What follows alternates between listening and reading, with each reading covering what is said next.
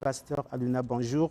Bonjour, monsieur le journaliste. Le dimanche passé, vous nous avez parlé également de la grandeur de Dieu. Ce dimanche, vous revenez sur le même thème. Qu'est-ce que vous pouvez ajouter là-dessus?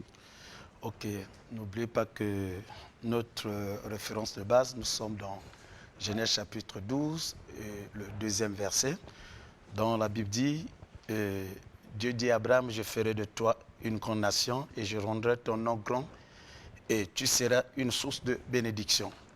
Alors, la fois dernière, nous avons eu abordé cette question. Et selon ce passage, nous avons dit que qu'est-ce que c'est que la grandeur de Dieu? Nous l'avons défini tout simplement. Ce Dieu qui appelait Abraham, c'est un grand Dieu et parmi un Dieu qui a un plus grand esprit. Donc parler de la grandeur de Dieu, c'est de recevoir l'esprit de ce grand Dieu en soi. Et nous avons encore dit que parler de la grandeur de Dieu, c'est aussi parler de ses attributs qui sont communicables.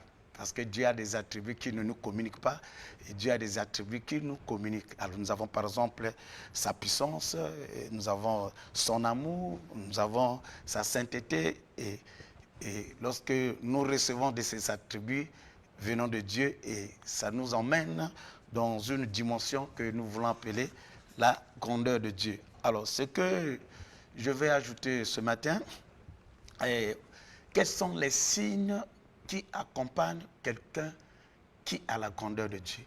Et comment reconnaît-on une personne qui a la grandeur de Dieu?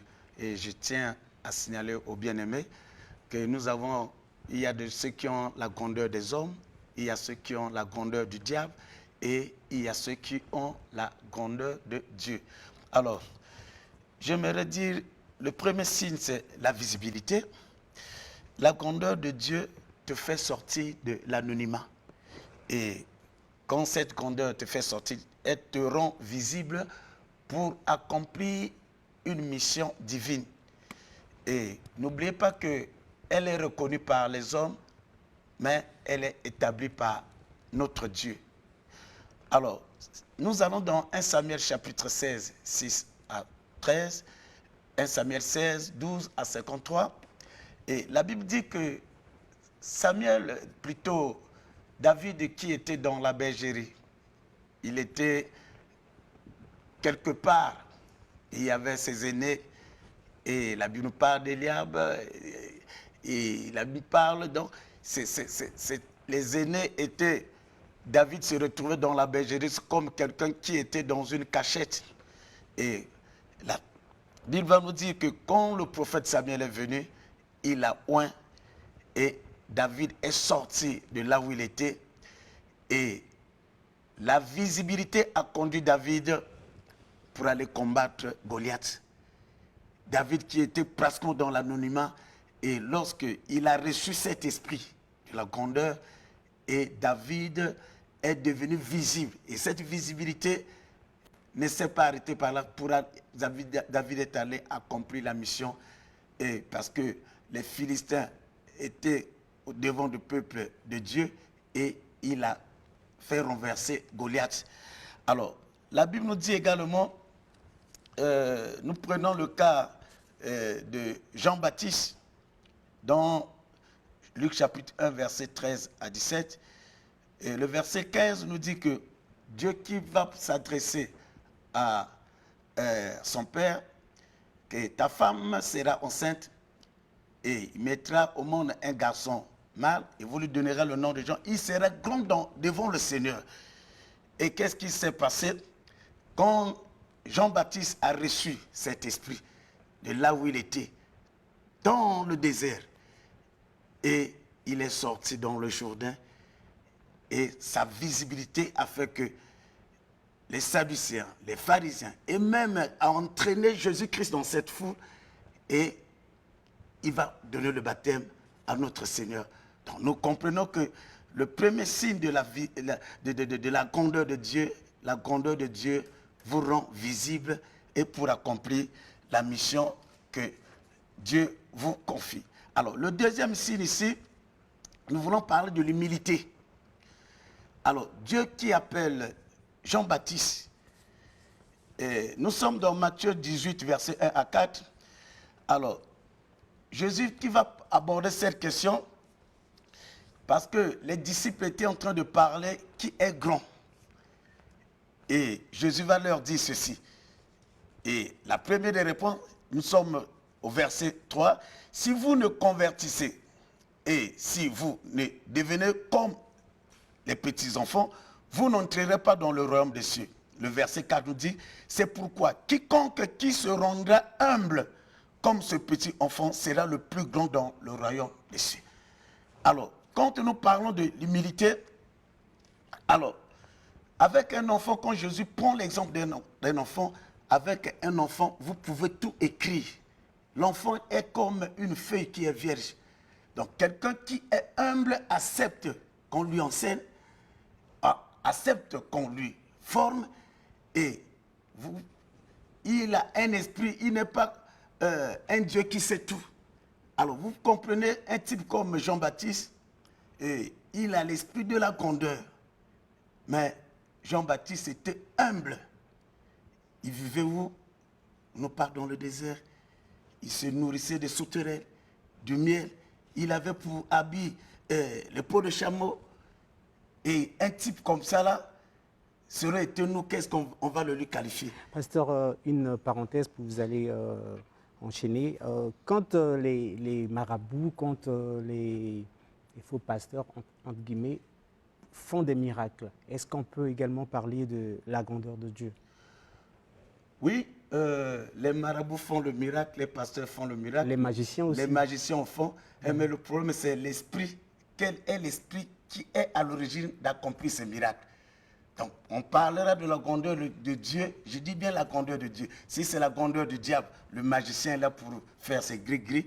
Et si c'est la grandeur de Dieu, c'est la puissance de Dieu qui est à la source. Donc, un pasteur qui accomplit un miracle, si la source de ce miracle, c'est Dieu qui est à l'origine, c'est la grandeur de Dieu. Mais si c'est un magicien, est-ce que la source du miracle vient Si également c'est un de magicien, Dieu? si c'est un magicien, la source ne provenant pas de Dieu, on ne parlera pas de la grandeur de Dieu. Vous Mais voyez, cette personne guérit, ce magicien-là guérit quelqu'un, il n'est plus malade, par exemple. le problème ce n'est pas de guérir. Le problème, ce n'est pas de guérir. Le problème se situe, on guérit avec quel esprit? Parce que c'est la bénédiction de l'Éternel qui enrichit. Le plus souvent, qu'est-ce qui se passe? C'est les guérisons qu'on ramasse dans ces pas où. Qu'est-ce qui se passe? On traite quelqu'un, on prend les mêmes eaux, on renverse ça dans la rue. Et quiconque qui arrive, qui piétine la maladie, et c'est comme un commerce. Mais quand Dieu te guérit, c'est pour le bon. Quand Dieu te guérit, c'est pour le bon. Et la maladie disparaît. Donc le problème, c'est la source. On guérit avec quoi? Est-ce que, pasteur, est-ce que vous, dans vos églises, vous autorisez, vous laissez également, vous dites, comme l'a dit Jésus dans les Écritures, quand les disciples sont venus le voir pour lui demander, mais Seigneur, on voit des gens prêcher et guérir, mais ils ne sont pas avec nous. Le Seigneur a dit à ses disciples, laissez-les faire. Est-ce que vous aussi, vous dites à vos adeptes de laisser ces magiciens faire des miracles, comme l'a dit le Seigneur dans la Bible? Non. Écoutez, oui, il ne faut pas qu'il y ait une confusion. Quand les disciples disent que nous avons vu quelqu'un en train de guérir à ton nom, il ne s'adressait pas aux magiciens. Ces personnes-là n'étaient pas avec Jésus. N'étaient pas avec Jésus. Mais Jésus, nous prenons comme Joseph d'Arimathée était l'un des disciples de Jésus. Il n'était pas avec Jésus. Il y a des disciples qui sont sous l'ombre, comme les héros sous l'ombre. Donc, on peut être, je suis de l'église L'Avion Jésus-Christ, maintenant. Il peut y avoir une campagne d'évangélisation quelque part et que quelqu'un qui prie, qui guérit au nom de Jésus, ce n'est pas un problème parce que la guérison n'est pas seulement dans L'Avion Jésus-Christ, mais quiconque qui évoque le nom de Jésus-Christ, et le Seigneur va l'accompagner. Alors, donc, est-ce qu'on peut revenir? Vous parliez de l'humilité. L'humilité, Voilà. comme des enfants. Voilà. Donc, l'humilité, c'est parmi les signes qu'on reconnaît quelqu'un qui a la grandeur de Dieu. Et vous voyez Jean-Baptiste, et lorsqu'il voit Jésus passer, et il avait les disciples à ses côtés, il va leur montrer Jésus, voici l'agneau de Dieu qui va ôter le péché du monde. Donc, il est en train de leur indiquer, ne me suivez pas, voilà cet homme que vous allez suivre. Voilà cet homme à qui je lui ai précédé et pour lui préparer la place. Donc, quelle humilité, reconnaître la grâce qui est à l'autre. Et Jésus, à son tour, quand Jésus va voir Jean-Baptiste, écoutez la réaction de Jésus. De tous ceux qui sont nés de la femme, il n'y a pas de plus grand que Jean-Baptiste. Quelle humilité. Mais aujourd'hui, il y a un problème aujourd'hui parce que ce soit l'église, que ce soit, on a des problèmes de reconnaître la grâce de l'autre. Pourquoi? C'est de l'orgueil. Donc, l'humilité fait partie, le deuxième signe que nous avons voulu aborder, et concernant celui qui a la grandeur de Dieu. Alors, nous voulons encore ajouter le troisième signe, et celui qui a la grandeur de Dieu, cette personne glorifie Dieu. Parce que quand vous avez la grandeur de Dieu en vous, et obligatoirement vous devez, cet esprit qui est en vous, doit vous conduire à glorifier ce Dieu-là. Et la Bible nous parle, Jésus arrive quelque part, il était presque dans le désert, il y avait une foule. Et qu'est-ce qui s'est passé? Ses disciples sont venus à lui pour lui dire, nous devons refouler cette foule, parce que dans le désert ici, il n'y aura rien à manger. Qu'est-ce que Jésus va leur dire? Donnez-leur vous-même à manger. Ils ont dit que nous avons quelques pains et quelques poissons. Il a dit, emmenez-moi. Et il a glorifié Dieu. Il a rendu grâce. Donc, devant toute situation, quelqu'un qui a la grandeur de Dieu, et il doit glorifier Dieu. Et quand il a glorifié Dieu, qu'est-ce qui s'est passé? Il y a eu une multiplication de pardon. Nous comprenons que la grandeur de Dieu appelle aussi la grandeur en soi. Et devant la tombe de Lazare, Jésus qui arrive devant la tombe de Lazare, et les gens se disaient, mais quelqu'un qui est mort après 4 jours, qu'est-ce qu'il peut faire? Mais Jésus arrive, il a rendu gloire à Dieu, et lorsqu'il a glorifié Dieu, Dieu s'est manifesté en lui.